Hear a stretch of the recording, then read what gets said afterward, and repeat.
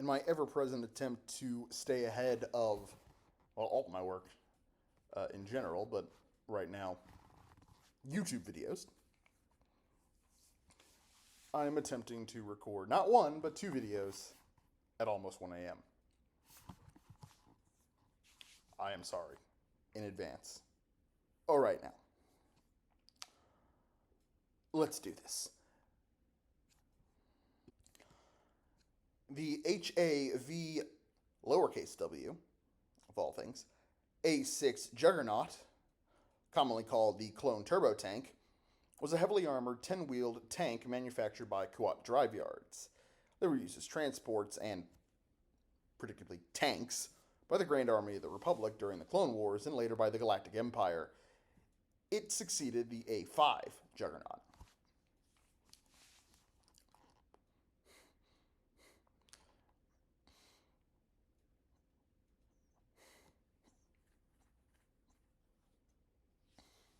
These heavily armored fighting vehicles were manufactured by KDY for 180,000 credits a pop. Now, I don't know what that converts to in US dollars. I'm sure someone does, but I'm not one of them. They're just under 50 meters long, had a max speed of 160 kilometers an hour, which is fast. I'm sure that was terrifying. They had only short-range sensors, but considering they're not armed with any heavy artillery like the ATTE, maybe that isn't that surprising. They were armed with two anti-personnel laser cannons, one rapid repeating rotary heavy laser cannon, presumably something like the real-life equivalent Hotchkiss rotary cannon to the Gatling gun. Presumably this is something similar to the Z6 rotary cannon. I don't know. They had retractable hull-mounted anti-personnel flex ordnance launchers, two of those, at least as you see in the movie. Two additional anti-personnel blaster cannons, and a turret-mounted heavy laser cannon. They had a crew minimum of 12, but tended to be closer to 20, a pilot, co-pilot, engineer, commander, navigator, comm operator, 6 technicians, and 8 gunners. They could transport up to 300 clone troopers and gear, depending on their configuration, and could carry 200 tons of cargo. They were used as transports and troop carriers by both the Republic and the Empire. The turbo tank was twice the size of the ATTE, probably why it didn't see as much service as the ATTE, because the ATTE could be transported by LAAT gunships, whereas the turbo tank, despite what LEGO would have you believe, cannot. The armor was made of thermal superconducting plate, whatever that means, that could disperse the heat and energy over a large surface area, rather than ablating, absorbing, or reflecting it. It had a powerful high-output reactor. Again, I'm sure that was terrifying. Each wheel was independently mounted and suspended, which made them far more complicated, but also very agile and able to cross a surprising amount of terrain, especially for a wheeled vehicle. Whenever we try to do it, it looks something like this. The interior was surprisingly spacious, with troops being held on 2 decks in jump seats. The forward section was the main command area, and I assume that's going this direction, but I don't know because I've seen it both. This was the main command area and held all the operations crew.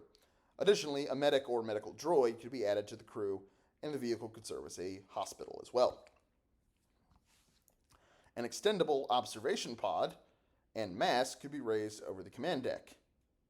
I'm sure that was terrifying. Essentially doing what the masts on real-world warships do. A small bunker mounted at the aft of the troop compartment, housed a backup command station and more gunnery stations. The GAR is very American in that sense of putting guns everywhere. Anyway, the armor mentioned earlier allowed the vehicle commander a surprising amount of tactical flexibility, which is interesting for a vehicle this size. Since they were big and thus hard to deploy, Only one was deployed during the First Battle of Fallujah, and was the head of the column led by Jedi Commander Ahsoka Tano's scout force under the 501st Legion. The vehicle was destroyed by the regrouped Separatist forces. 104th Battalion gunships, led by Jedi General Plo Koon's fighter squadron, evacuated the troops from Tano's scout force, along with the rest of the deployed 501st and 212th, under the commands of Jedi Generals Anakin Skywalker and Obi-Wan Kenobi, respectively.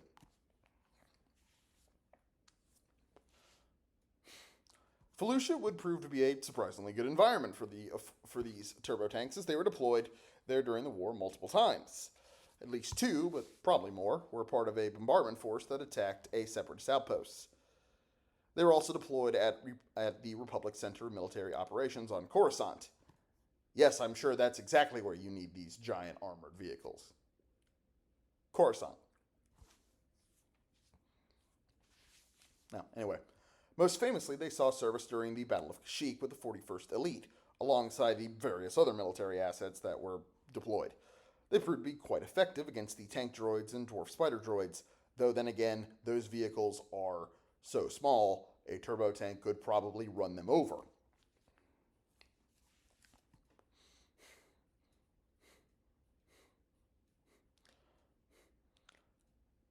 Since they were so effective, they continued to be used during the time of the Empire, especially on Kashyyyk. In fact, it's possible some saw deployment with the 501st during the Battle of Hoth, at least according to concept art from The Empire Strikes Back. In my mind, they were there at least as support vehicles for the AT-ATs. Anyway, that concludes the canon history of the Juggernaut, turbo tank, giant wheel abomination, whatever you want to call it. Sorry if this video kind of went with starts and stops. It's 1 o'clock in the morning after a long day of work. So, I'm doing the best I can, guys.